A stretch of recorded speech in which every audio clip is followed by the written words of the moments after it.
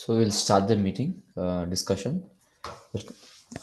मम ज्ञानतिमिरन्दस्य ज्ञानञ्जनशलाकया चक्षुरुन्मीलितं येन तस्मै श्रीगुरवे नमः. श्रीचैतन्यमनोविस्तं स्थापितमेन भूतले स्वयं रूपकदा मह्यं ददाति स्वपदान्तिकं वन्देऽहं गुरो श्रीयुतपदकमलं श्रीगुरुन् वैष्णवां च. श्रीरूपं सागरजातं सहगणा रघुनाथं मितं तं सजीवं साधयतं साधुतं परिजनसहितं कृष्णचैतन्यदेवं श्रीराधा कृष्णपादान् सहगणा ललिता श्रीविशाखातं च.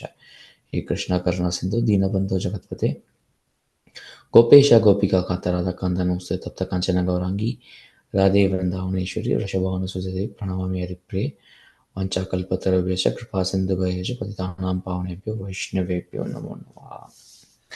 हरे Krishna Krishna Krishna Hare Hare Hare Ram Ram Ram Hare Hare.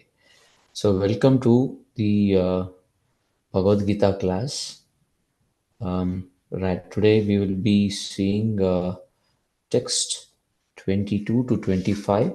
If time permits, we will also touch upon text 27 and 28.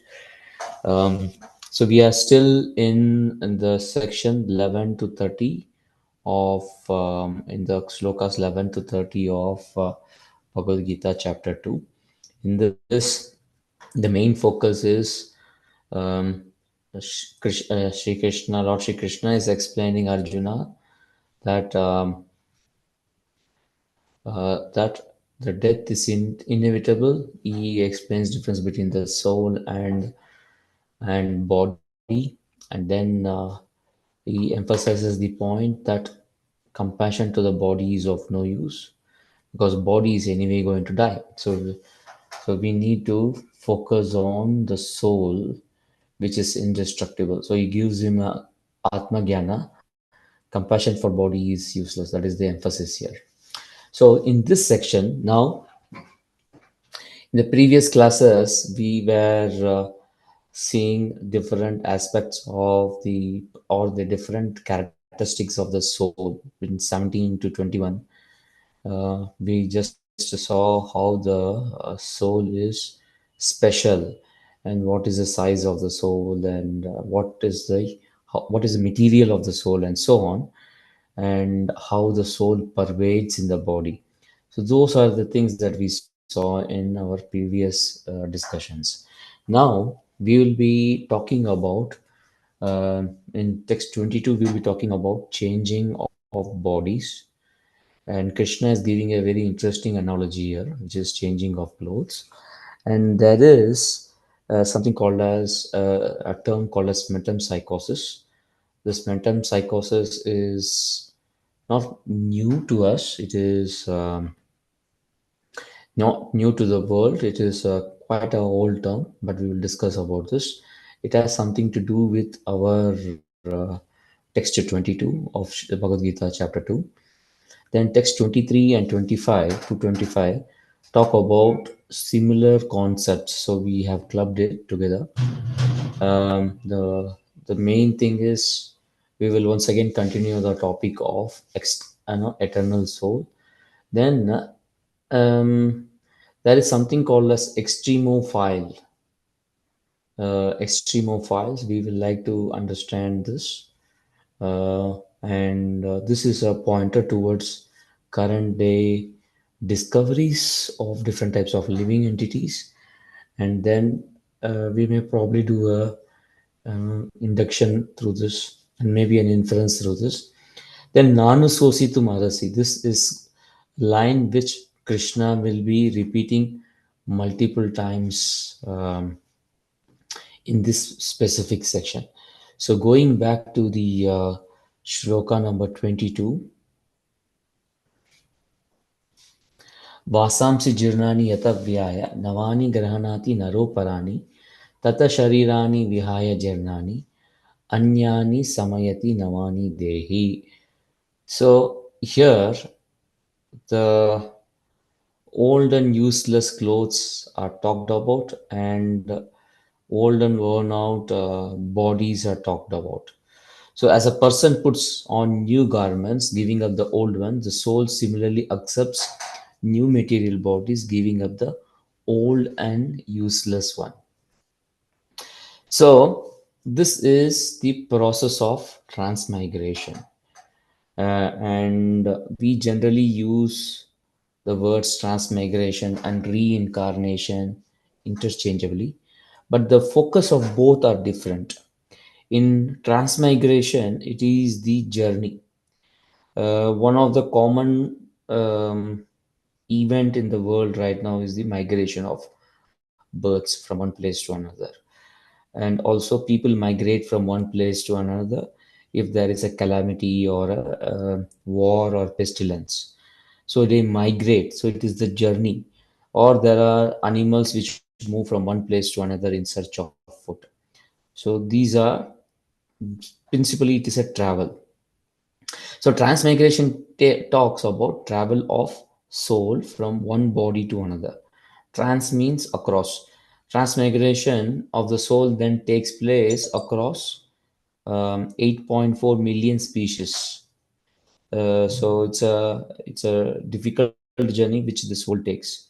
And in reincarnation, the focus is carne. So carn means carnation is derived from the word carnal, which is body or the flesh. So the focus is on coming to the flesh again. So the focus is on entry of the soul into a body. So this term metempsychosis is nothing but transmigration of soul.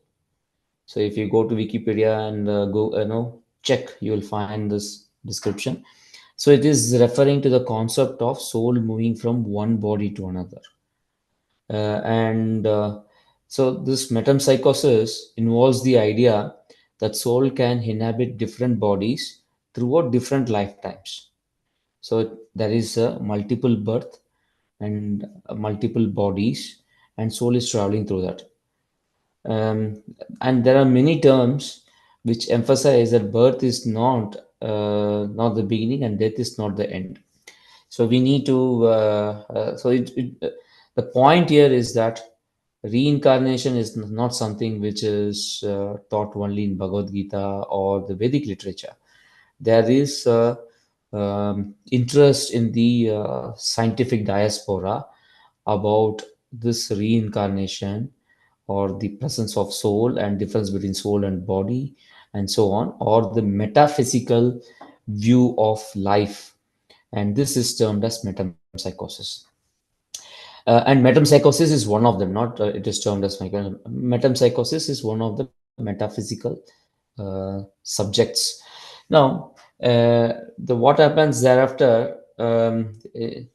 What happens when soul transfers to another body is conveyed here. This verse conveys the fact that how body is peripheral and superficial to soul.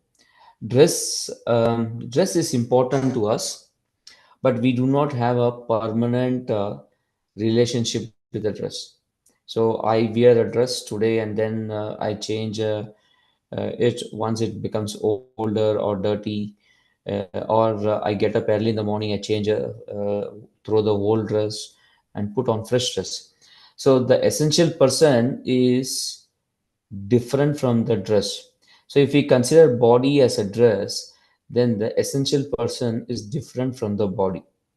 The different bodies are the different dresses which serve a specific purpose.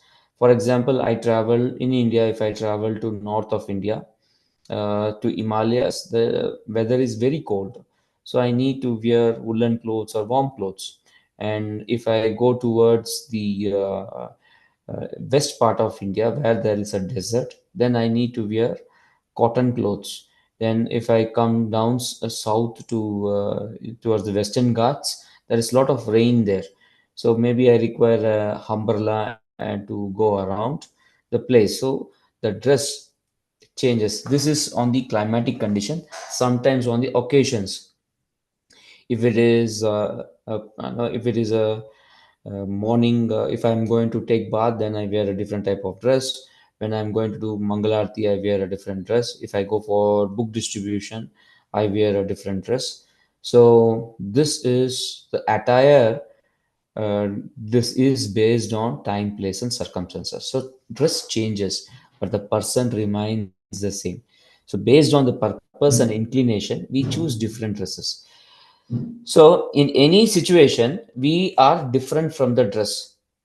So the if the person gets old, the body gets worn out. He has to give up that worn out body and take up a new body. So this is the idea. So now if you see the migration of soul, there are at least three stages. The first stage is soul leaves the crippled or the old body, or the body which is not worthy for soul to stay, continue living there. So that is one process. Other is that the transfer, movement from one body to another. And third one is entry into the third body. Now, let us now, if we consider the travel or the transmigration, there is a shloka in third canto where Kapila Dev is explaining to Devati Mata. He says, the sloka says, Karmana Deva Netrena Jantur Deho Papatte Striya Pravishta Udaram Pumso Reta Kanashaya. So that means what? Under the supervision of Karmana Daiva Netrena, supervision of Supreme Lord, and according to karma, that is result of work, the living entity or soul is made to enter Jantur Deha Upapatte Striya Pravishta Udara. He enters the womb of a woman. Pumso Retakana. So he enters through the particle of male semen to assume a particular type of body. Now, so there is the action done by the soul in his previous life, as well as the monitoring of the super soul, which gives him a new body. So the essential point is that at the time of recreation, the soul enters the mother's egg and through sperm, and this is monitored by Karmana Daivanetrena. Then the zygote is formed. From zygote, the embryo develops and the child is born. So this is transmigration part. Now the first part, the soul has to leave the body. Generally, soul leaves through the nine holes. So there are holes on top of the body. There are holes on the bottom of the body. So if the soul is sinful, it will pass through anus, genitals, and so on. So these are the lower parts of no lower holes. So the soul which leaves through the lower holes reaches lower destination, which means lower species, hellish planets, and so on. And if it leaves through upper holes, which is nose, mouth, eyes, ears, then the death is auspicious. So the realized yogi usually bursts is the skull. So he goes from the top of the skull, leaves the body, and um, this results in liberation. So most of us have the awareness of soul, or very some cases after reading Prabhupada's book we have awareness of soul. But if we are not reading Prabhupada's book, so the average person may not have much awareness of the soul. There will be one shloka which will come where Krishna is telling the surprising element of the soul. So it is very difficult for us to understand. Now we are in this course, we are trying to understand. So our awareness has increased on the soul. So with that as the point, let us go forward. So we do not have control of how the soul will leave the body. In chapter 8, though we know we are soul, we do not have any control on how the soul leaves the body. So we have not done any practice, but yogis do. They in the past they have done that, and they control the way the soul leaves the body, so they could decide the destination to which they reach. But in chapter 8 in Bhagavad Gita, Krishna is telling one shloka in one of the shlokas, Naite Shriti Parthajana Yogi Muhyati Kaschana Tasmat Sarveshu Kaleshu Yogo Yukto Bhavarjuna. So he's saying that There are multiple paths. Common path is Devyan or Pitrayan. Uh, and we should not get bewildered by hearing about different ways or paths to different destination.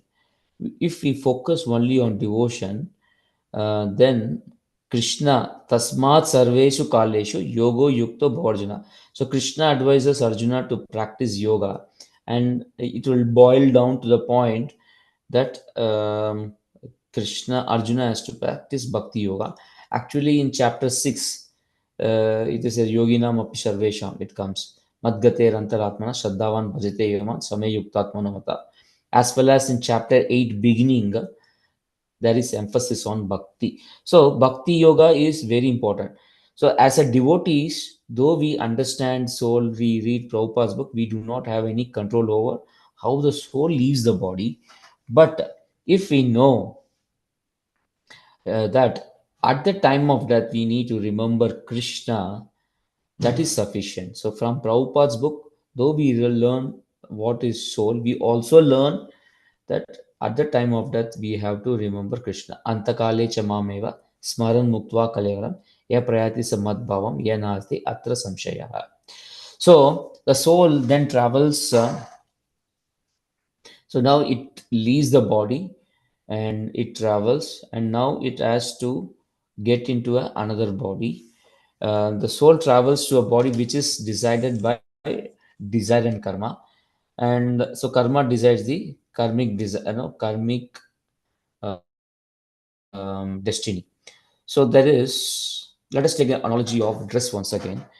We want to buy a specific dress or for an occasion, but we have a specific budget.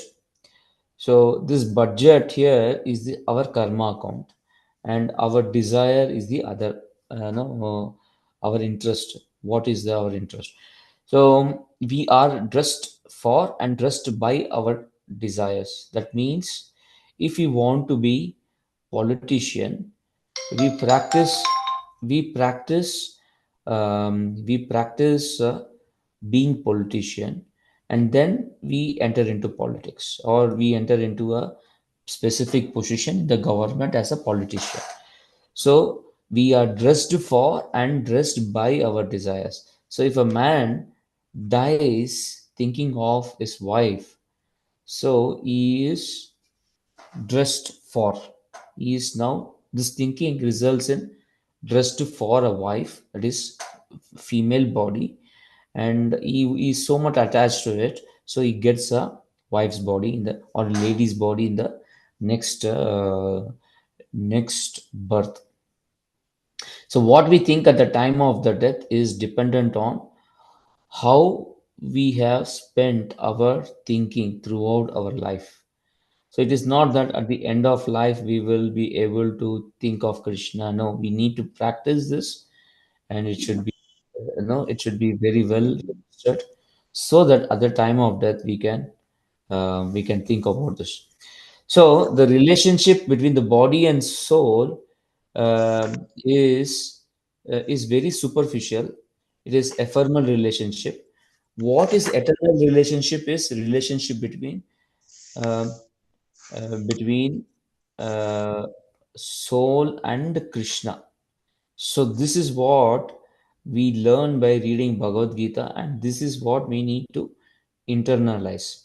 So if you see Vedas, soul is an ontological entity. That means it is not a vague uh, viewpoints which is seen in other traditions like Christianity, Islam, Judaism, and so on. So there is a clear distinction between body and soul. So Krishna is now ensuring that do not get related. Oh Arjuna, don't relate yourself to the body. You are completely different from body, and you are related to me actually. So Prabhupada actually gives in one of the purport, he gives the analogy of two birds. One bird is interested only in the fruit, and the other bird is interested in upliftment of the other bird. So as long as the fruit eating bird does not turn towards the well-wisher bird, the fruit eating bird suffers. It eats the fruits of its karma. So this relationship is the real relationship. It is not the tree and the animal, and the bird. So in some of the traditions, say for example, Islam as well as Christianity, they bury the body. So the intention is that at the time of judgment, so they will resurrect. They will be taken back to heaven in the body that they are currently possessing. So the idea that we have a current body also in the heaven is really an absurd idea, uh, because once we are old, our body is crippled. So if we get a crippled body on the day of judgment, how can we stay for the eternal life, eternity, with a crippled body? So it is absurd. So when Christians are questioned about it, they said the answer we generally get is that we will be getting a young and healthy body. So that means the old man who has died, he would be, when he is resurrecting, he will get a body which is young, or he will be as young. He will get a body which he had when he was young when he was alive. Now, what happens if the person dies before he has reached his youth? So this one is once again not clearly explained. So there is a term called as conflation, complete conflation, or of ideas, or misidentification of body and soul. So this is the problem of bodily conception of life.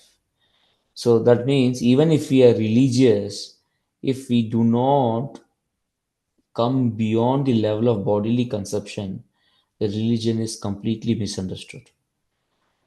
So that is why the atheists say that religion is dangerous, because in the name of religion, we become suicide bombers or jihadis.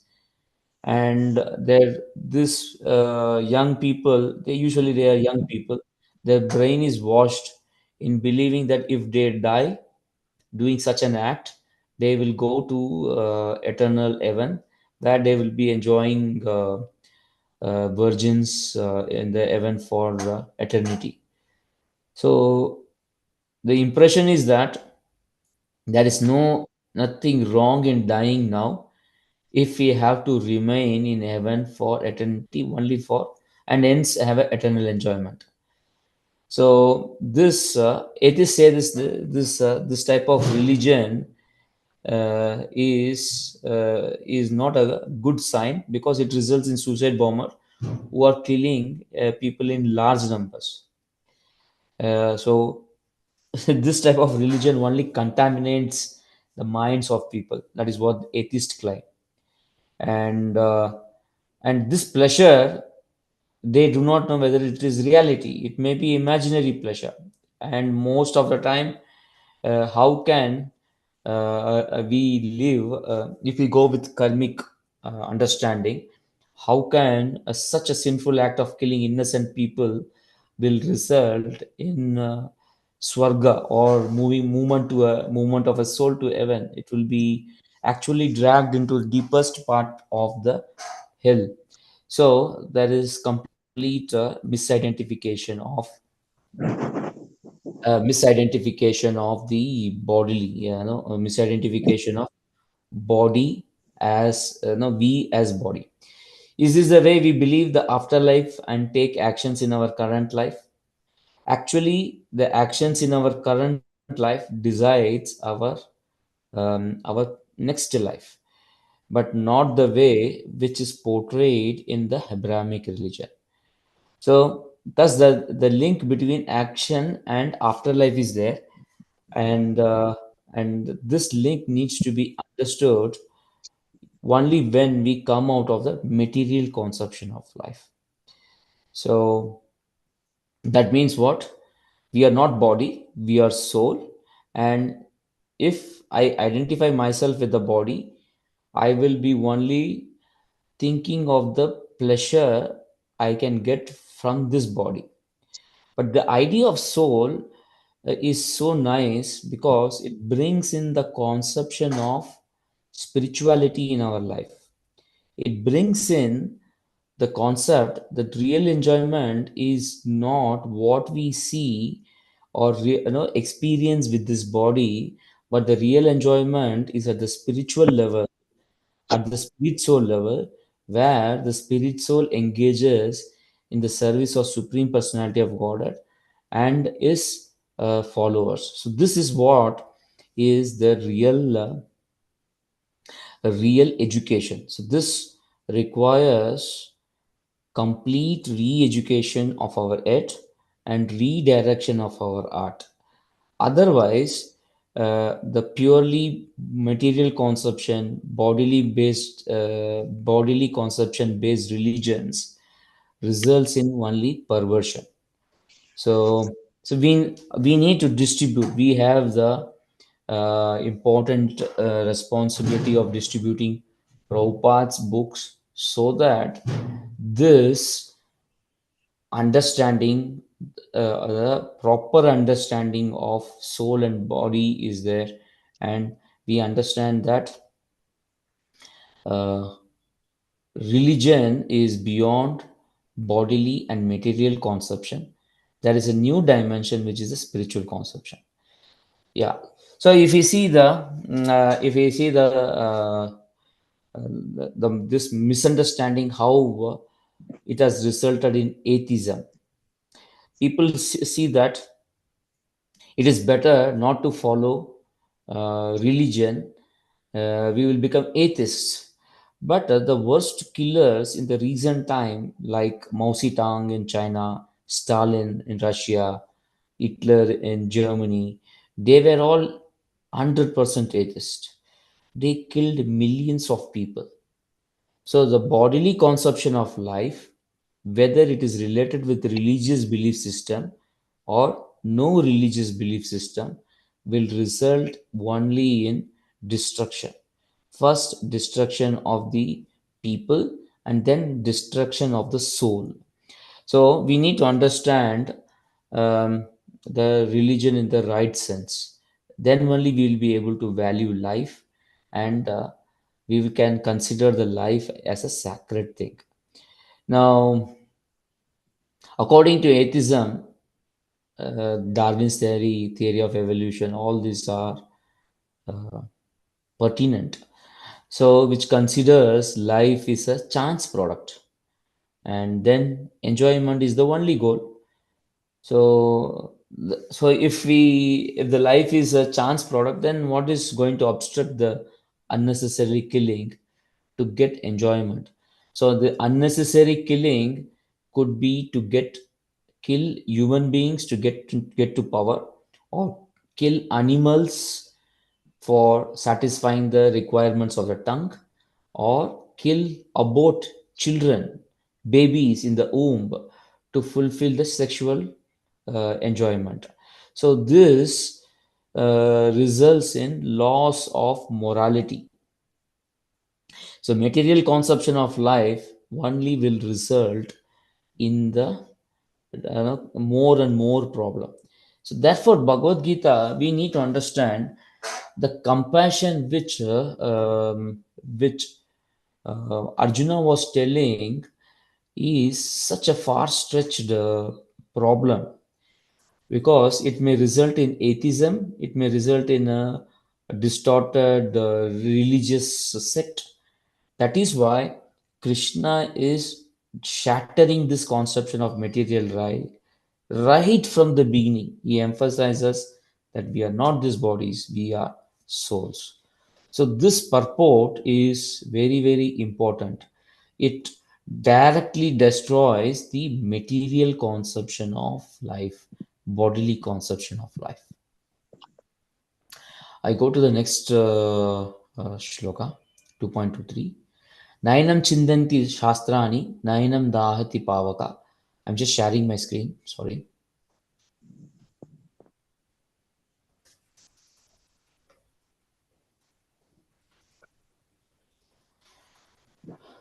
So nainam chindanti shastrani nainam dahati pavaka nachainam kledayanti apo nasoshayati maruta.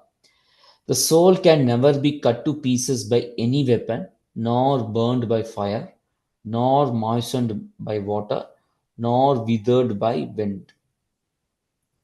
So the emphasis here in this shloka is that the things that destroy body cannot harm or destroy the soul. So this means that Krishna is repeating again and again that soul is indestructible. So that is the point. The point is that when a person discards his old dress and takes up a new dress, he himself remains unharmed. Same thing happens also to the old body. So when the old body is given up and we adapt a new body, the soul does not get affected in any way. That means what? Uh, Arjuna, when he is shooting arrows at his enemies, the soul will the soul will discard the old body which got destroyed by shooting arrows. So if you see fire weapon, Agnyastra, moistened by water, Varnastra, Varnapasha, or wind astra, Vayu astra. So these are all astra. So when the Arjuna is shooting arrows at enemies, the soul will discard the old body, and new body is it. Soul takes the new body. So in the purport, Prabhupada is actually talking different types of weapons.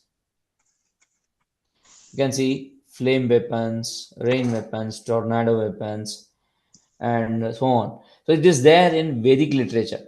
So today also we have a lot of weapons of mass destruction, and these are extremely dangerous. The weapons of mass destruction that we see today are extremely dangerous, and they are also powerful. So the one of the powerful weapon that is used in recent history is the Hiroshima Nagasaki bomb, atomic bomb, which was dropped here. So this, sorry, I'm just sharing my screen. Sorry, I did not share.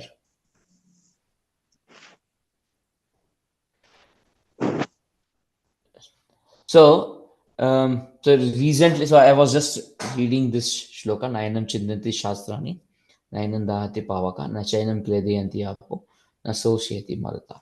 So these are the weapons which is here. Now, if you see in the recent term, in recent history, the bombs which were dropped in Hiroshima and Nagasaki were one of the powerful bombs.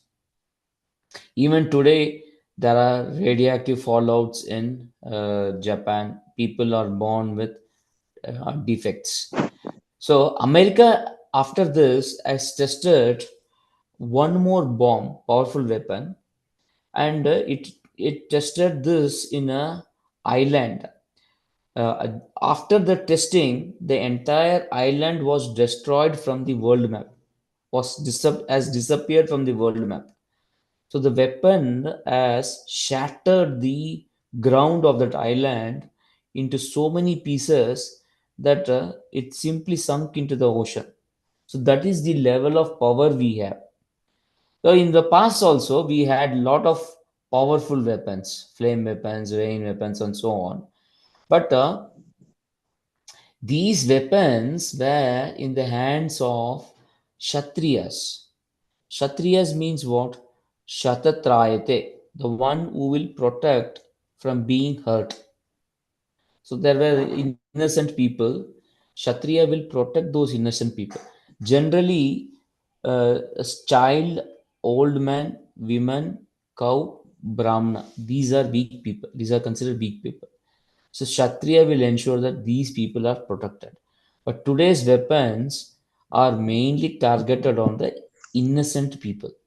So when it is innocent people, then that means what? There is no basic mercy in the hands in the people. So people are either immature or people are very whimsical. This results in complete destruction of the society. So we need to ensure that though we have lot of weapons in current scenario, we need to be very very responsible in using it. Arjuna is such a powerful guy.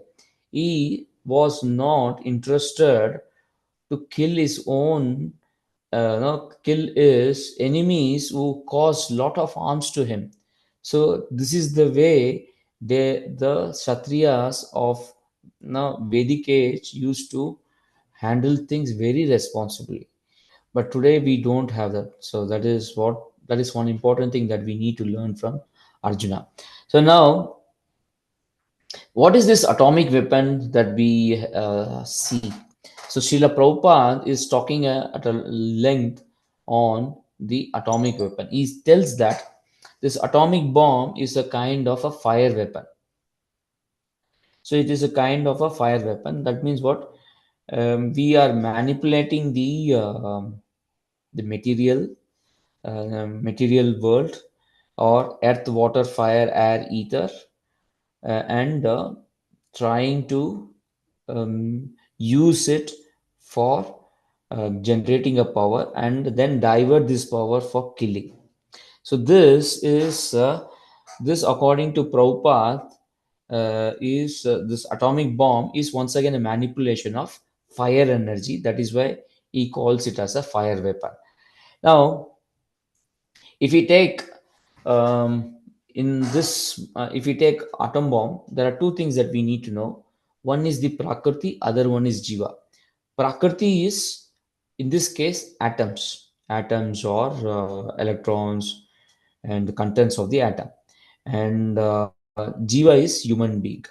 So Jiva is using the technology to control the Prakriti and thereby harnesses the energy in the atom, and either use this energy for generating electricity or move it to a place of enemy and destroy the place of enemy, or in other words weapon. So this is the Prakriti. Now this can be done in a different way also. If there are people who can control power, for example Vayu Astra, we want to create a storm, uh, wind storm in a particular place. If we have blessings of higher devatas who can control this element, that is Vayu element, then when we pray to him, he gives the power in the form of astra, and then we can cross the the storm to happen and destroy a village. So either we do it by our own manipulation or by taking help of higher jivas to through tapasya or religious practices, or by following some principles. So these principles, when we follow, we get the no the blessing of the devata, and hence we can do whatever with that power. Usually the weapons are used for destruction. So the power that Arjuna was having was with a clear understanding of higher purpose. That is why he goes to higher planets and takes help of Devta, and he cooperates with the Devta to get the knowledge and use the weapons for proper purpose. But in today's world, the intelligence is there, but but they manipulate the matter not with any higher purpose, not with higher understanding of well-being of the people, not having proper philosophical background. So this only will result in destruction. So we need to ensure that uh, we we need to, in this majorly we need to understand that weapons are principally not good. And if in our situation, we need to understand the weapons do not destroy the soul, it will only destroy the body. By using weapons, we will create hellish condition now and also hellish condition in future to come. Okay, so that is the key takeaway from this shloka. Now we'll go to the shloka number 24, which is Achedyoyam adyayoyam akledya shoshayevacha nitya sarvagatastanu achaloyam sanatana. So, yeah. So in this one, we need to share two things. I'm just sharing my PPT. So in the sloka number 23, we saw Chindanti and Dahati, Kledayanti, Shoshayati. So in text number 24, we have Achedyoyam, Arayoyam, Akledeyo, Shoshay Evacha, Nitya Sarvagatastanu, Achaloyam, Sanatana. That means what? The individual soul is unbreakable, Achedya, insoluble. Insoluble is Akledya, and it can neither be burnt, Adaya, and it cannot be dry, Asosya. So there is a clear link between this shloka and the previous shloka. So Nainam Chinnanti cannot cut to pieces because it is unbreakable, Achedya. It cannot be burnt because it is Adaya, unable to burn. Kledayanti, why it is Kledayanti, why it cannot be moistened? Because it is insoluble. Then Soshayati, it cannot be dried because it is Asosya.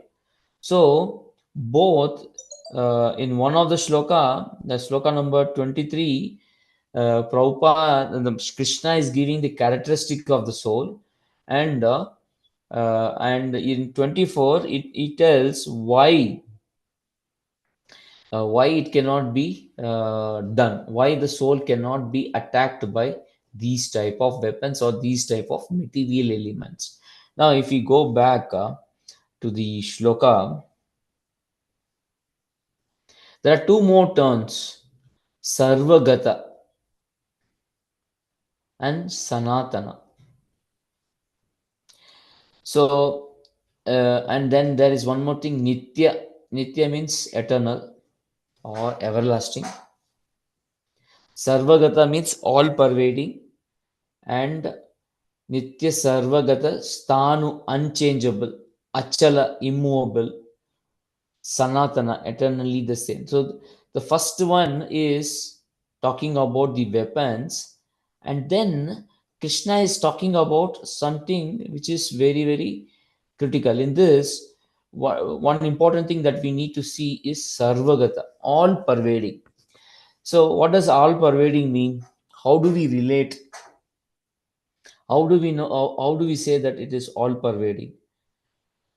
So, when we say Sarvagata means the soul can go anywhere. So it moves from one place to another.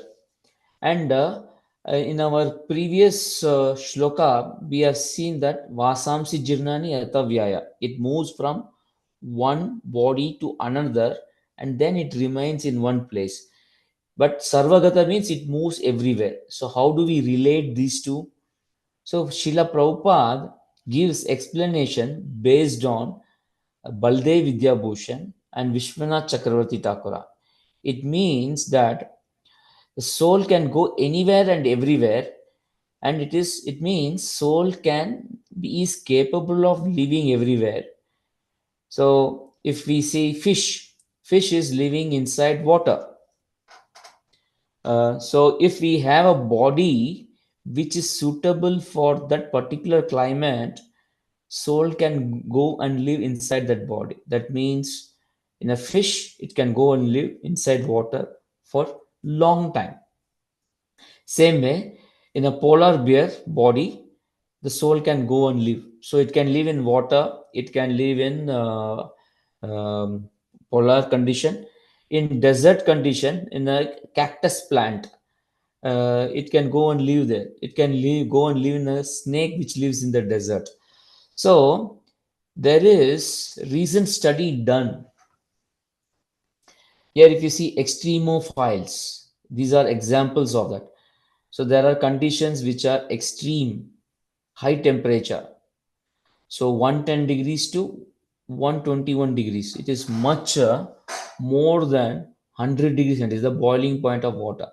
We think beyond 100 degrees centigrade we cannot live, but you can see here low temperature ice minus 20 degrees to minus 25 degrees. These are all examples. So these are right now coming up. These are the research areas. It is available in a public domain that low temperature alkaline soda lakes, people cannot live within soda, but there are bacteria available. Acid, people cannot live in acid. Volcano, wherever there is volcano there are animals living there.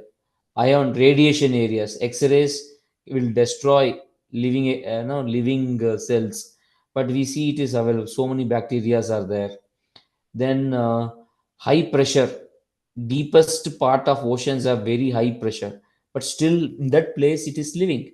Salinity, high salt concentration, there also there are animals living. Then desert conditions. Then deep crust, deep inside the earth, there also people, things are living. That means what? If we have a situation where organisms, where body is possible, then soul can go and live in these places. So Prabhupada actually mentions in the purport, if you go and take a stone, under the stone there will be so many living entities. You go and see a small hole in a wall, there will be some animal or the small insect or the other in that place. So in a small planet like earth, there is so much of crowded lives everywhere. Then in such a huge universe, how God, who is intelligent person, will uh, make the space empty. So God, as an intelligent person, will use the space in a very efficient way.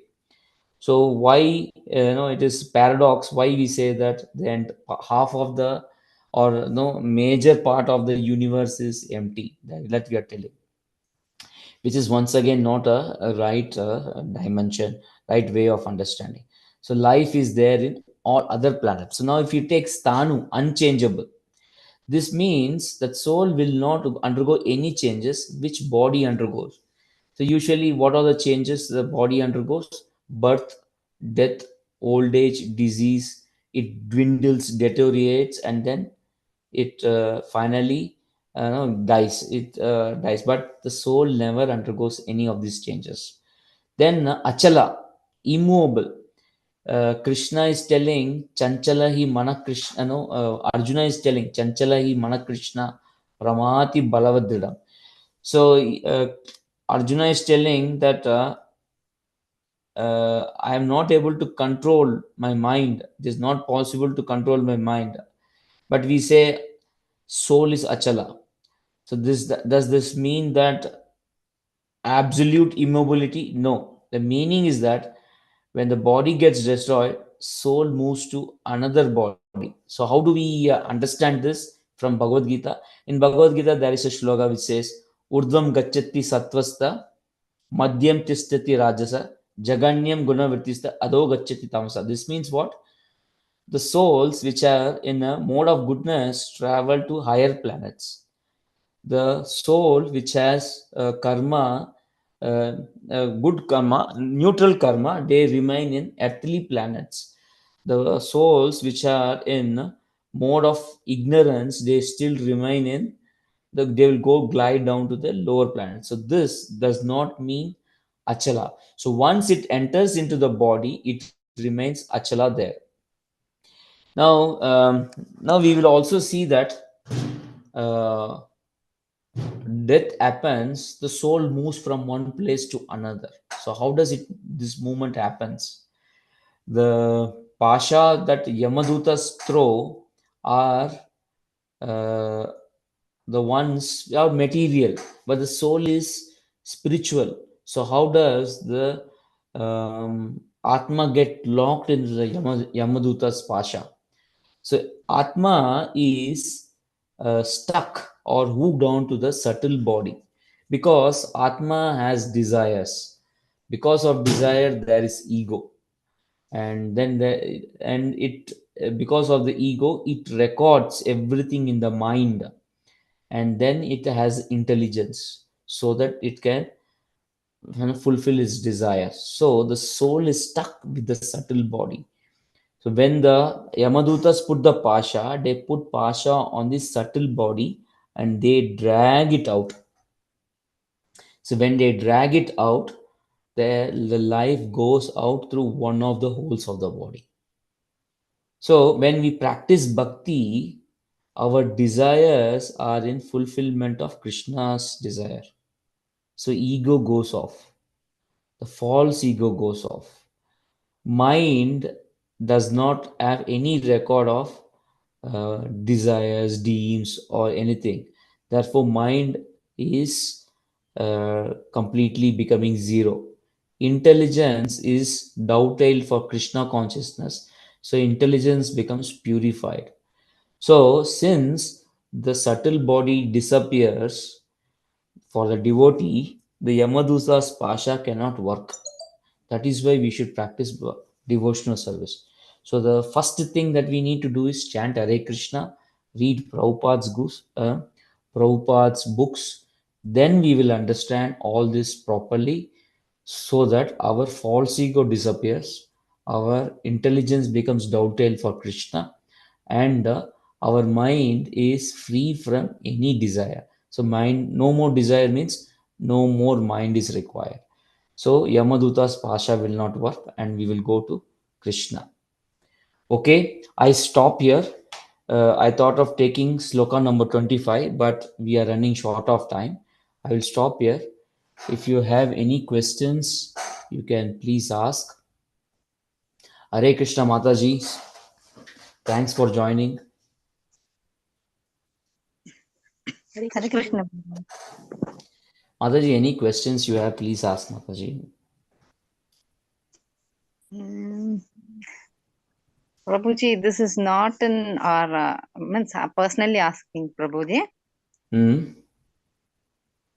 Why Please do ask we me. take birth and why do we take birth and why there is karma and all, Prabhu? Mataji, see, so fundamental question is that why we are in this material world suffering. Correct? That is the question. That is how we paraphrase your question. Why we should be pushed to the material world. See, what happens is we were all at some point of time in Goloka, and when we see people serving Krishna beautifully, Krishna is so beautiful. Everybody around Krishna wants to serve Krishna in a nice way. Mhm. And so somebody will press his legs, somebody will put new clothes to him, somebody will cook very nice food, like that. When we see a devotee will be happy to serve Krishna, but when we think, why don't we also enjoy like this? Mhm. Okay. When that comes, it is not possible to stay in Goloka. Mhm. Mm. And Krishna is fulfiller of desire. Vancha kalpa tarubhyascha. So kripa sindhu bhayasya. So he says, okay, you want like this? Go, no problem. Please go down there. There is a Mhm. place where you can become like this. People around you will serve you. So in Golok, in Buloka, you can see people are people are moving against, competing with one another to become, topmost, so that everybody can serve him. Okay. So the fundamental problem here is envy of Krishna. If we are Mm. envious of Krishna, we cannot serve him. Okay. So, and this envy is resulting in meat eating, illicit sex, gambling, intoxication. So that is why we need to avoid all this. Only when we avoid all this, we can get attached to Krishna. Our intelligence can understand Krishna. And when intelligence can understand Krishna, then we know that we should not be envious of Krishna. So Okay. many people are not able to come to temple because they don't have time. They don't know that serving Krishna is the highest level of auspiciousness. So, and therefore, what we need to spend our time for Krishna service. So, we don't use that. If we know Krishna consciousness, if we read Prabhupada's books, if we follow the four regulatory principles properly, our intelligence will tell you need to follow this. You need to follow this. Then you will become much more clearer, much more clearer in your thinking, much more clearer in your service to Krishna. So fundamental is envy towards Krishna. Mm. Now, you may ask, then why Krishna is not giving me the intelligence directly? Why I need to follow all this? He can deliver me, no? Why we have to follow all the four regulatory principles like this? It is because when the marriage between a man and woman would be full of love only when each one accepts other one as a dearmost. If any one is forced, then it is not love, it is only pressure, it is only stress. So Mhm. love can come only when there is a desire, mutual desire. I want to serve you. You please take my service. You are such a nice husband. You're going out and spending time for the family. I will serve you. That mood has to come. Then what Mhm. happens? There is a good relationship. Krishna cannot force. If he forces, then it is punishment. On the other hand, Mhm. acharyas are merciful. Acharyas will come and tell, please buy this book, please read this book, please read Bhagavad Gita as it is, spend, chant Hare Krishna, come to temple, take prasadam, follow four regulatory principles. Why do I do this?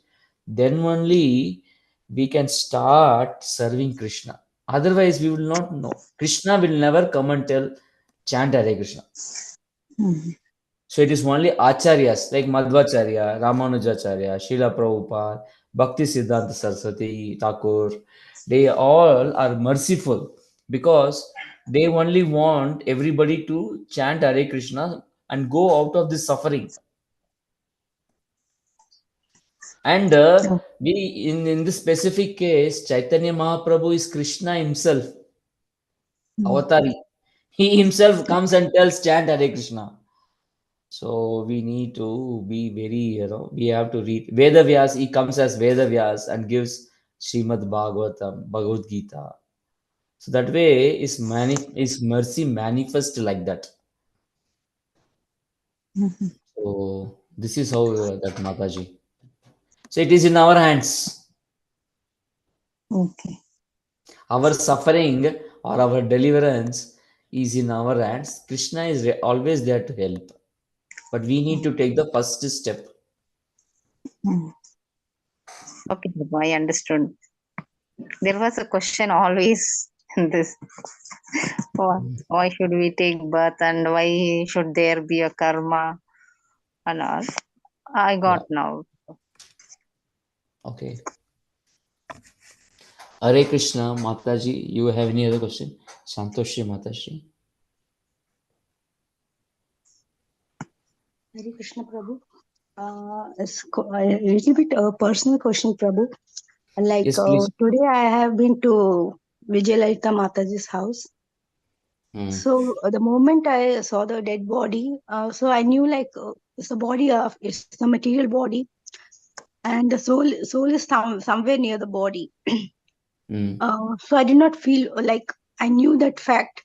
But when I saw Vijayalalita Mataji crying, so I also felt emotional. Tears started flowing from my Yeah, eyes. yeah, yeah. So it's right, or like that moment we forgot, like all these slokas of Bhagavad Yeah, Gita, exactly. right? So it's right to be emotional at that moment, seeing somebody crying, even though we know the fact that we are not this body. That body is perishable, the soul is there, is permanent. Yes, So Mataji. Yes, it is. This one is a important question. We need to understand this. So that is why Krishna is telling Matra Sparshas tu Kaunteya Sitoshna Sukha Dukkada Agama Payano Nityas Tam Sthiti Kshashva Bharata. So it is telling that this happiness and distress are like seasons which come and go. But Arjuna, what happens is when Abhimanyu is killed, Arjuna sheds tears. Arjuna is shedding tears. My son is dead. He is such a small child. Now only got married. He is not even seen the face of his first child. I am so distressed because of this, like that. He feels very, very, uh, he falls down and starts crying. So Prabhupada has given many instances in lectures. He has given um, now reasons why. First, Vaishnava is compassionate. His heart is very, very soft. So a Vaishnava should cry. So there is no doubt about it. It's a feeling. We cannot serve Krishna if we do not feel pain. And Bhakti Siddhanta Saraswati in many places has told in his lifetime that we see so many beggars begging outside. mm, Um, so why should we not give them money? We may not have prasad. Why should we not give them money? We should give money. Then only we can show mercy.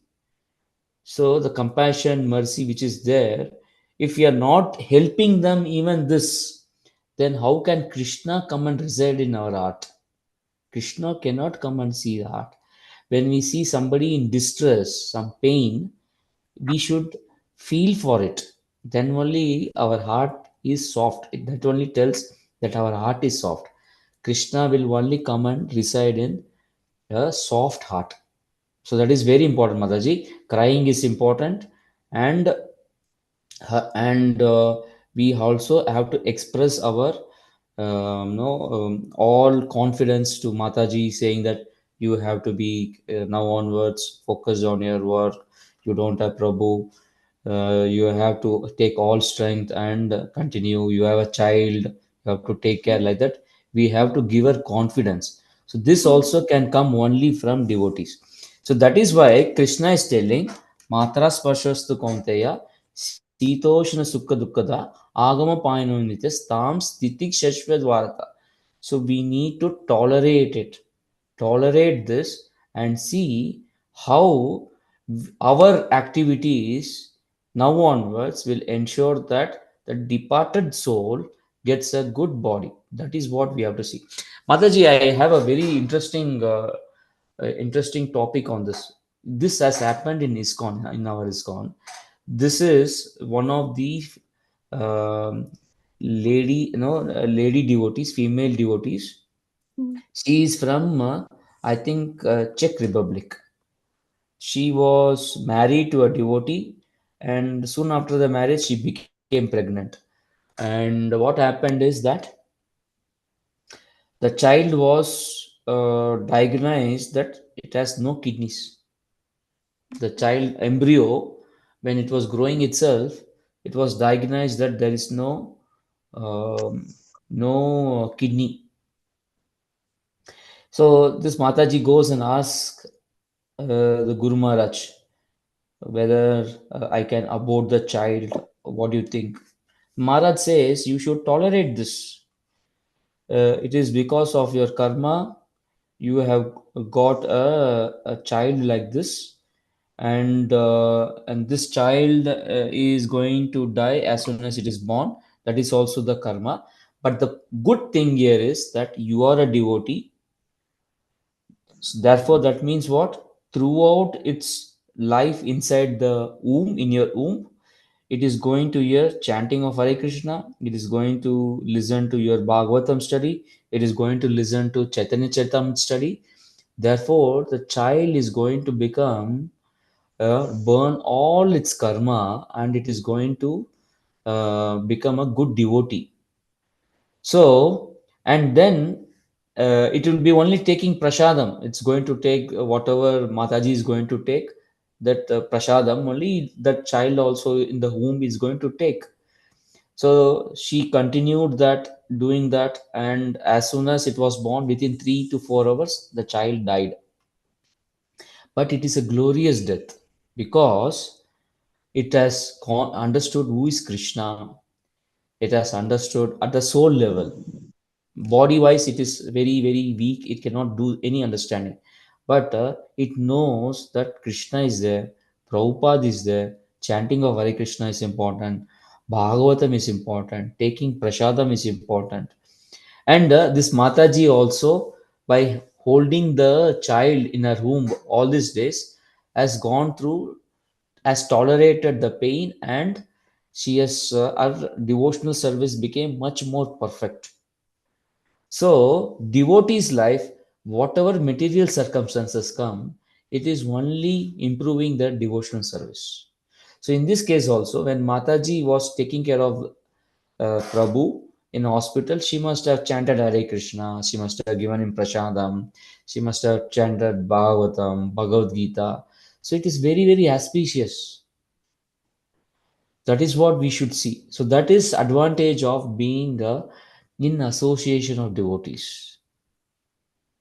So we do not know whether our soul will pass through upper part of the body or lower part of the body, but we know antakale cha maveva smaran muktva kalevaram ya prayati samadbhavam ya nati atra samshaya. At the last moment, we should think of Krishna. That is very, very important, and that is easy if you are in a devotee association. So that way, Prabhu will definitely have a very good progress in next life, because he is associated with Mataji. I know in Narsingh Chaturdashi day, a lot of prasadam was taken to hospital for Prabhu to eat. So it's all fortunate thing, Mataji. So that is advantage of being with Krishna conscious devotees. That is why we need to associate with devotees. Associate is first sadhu sangha. I hope it answered your question. Yes, very nicely explained, Prabhu. Thank you for the quoting the incident in ISKCON. Yeah.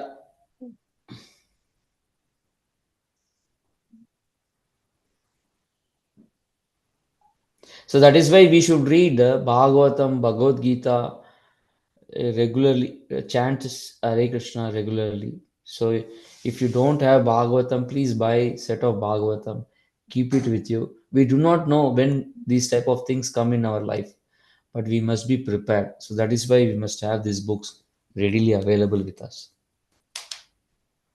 Yes, Prabhu. And Prabhu, one so just a general question, Prabhu. It's not a it's a generic question, Prabhu. So if one family if one member in a family is following Krishna consciousness, so there are any chances like if their parents or I mean if their parents passes away, though they will get the benefit, Prabhu. Yeah, Mataji, they will get benefit because the body which the devotee has got is from the parents, correct? And the devotee also will pray to Krishna. So these are my parents. Please give them good destination. Let them become devotees. Like that, they will pray. Like Prahlad Maharaj prays, no, to Narsimha. This Hiranyakashipu was a snake. He was a demon. Uh, Good that you are killed, but ensure that he gets a good destination. Like that, the devotees will pray definitely. That is why, Mataji, heart is full of mercy, full of compassion. If we do not have that in Krishna cannot reside. So we have to pray for everyone. Yes. We have to pray for everyone, specifically for our family members, that they should become Krishna conscious. We should not pray that they should get long life, they should get a good degree, they should get, no, that is not the idea. Idea is that they should get Krishna consciousness. We do not know what is good for us in this world. Yes. So, but we know Prabhupada has told chant Hare Krishna and be happy. So chant Hare Krishna, follow four regulatory principles, chant 16 rounds, come for Mangalarti. This is standard. So this one, if we tell, they should become devotee, chant 16 rounds, follow four regulatory principles. If this is our prayer, then everything else will fall in its place. We need not have to worry. Our prayer should be very, very good. Then it would be very, things will become in the right perspective. Thank you so much, Prabhu, for throwing the light on this topic. Yeah, Mataji. Mataji, I have one request. Tomorrow we thought we will have a Mangalarti in one of the devotees' house. I do not know which devotee's house. Is this program cancelled or not? Otherwise, I will go to temple tomorrow morning for the Mangalarti. That is what I have thought of. Prabhuji, you called me in the evening, right, Prabhuji? Correct, Mataji. Yes. Prabhuji, maybe Aparna Mataji was telling, I don't know whether is there any puja or not. Okay. I'll confirm you, Prabhu, once if Yeah, Mataji. Mataji. Yeah. Yeah. So if you tell me, leave a message also. Anyway, I will. I plan to leave around 4 o'clock from my home, Okay. or 3:45 like that. So I can come instead of going to temple. I can come directly to the Prabhu's or Mataji's house, whoever it is. You just confirm, Mataji, Okay, Prabhu. because it is good that we all pray together for Mangalarti for the departed soul. That would be very nice. Okay, Prabhu. Okay, I'll Mataji. confirm after asking to Mataji. Yeah, Mataji. Okay. Hare Krishna, Prabhu. Hare Krishna. Thank you very much. Thanks for joining. Vancha kalpatarubhasya kripa sindhu Krishna, thank bhayecha. you so much, Prabhu. पतितानां पावनेभ्यो वैष्णवेभ्यो नमो नमः. ग्रंथराज भगवद गीता की जय, जगत गुरु शिला प्रभुपाद की जय. गौर प्रेमानंदे. हरि हरि बोल. Hari Krishna. Hare Krishna. हरे Hare Krishna.